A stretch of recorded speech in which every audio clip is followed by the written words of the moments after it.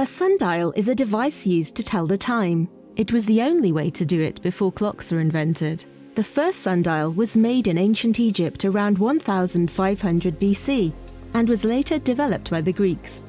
The Romans adopted the Greek sundial and used them throughout the empire. It seems not everyone liked using them.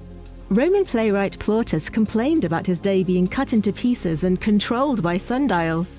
Sundials have a flat circular plate and a stick, a gnomon, that casts a shadow across the plate.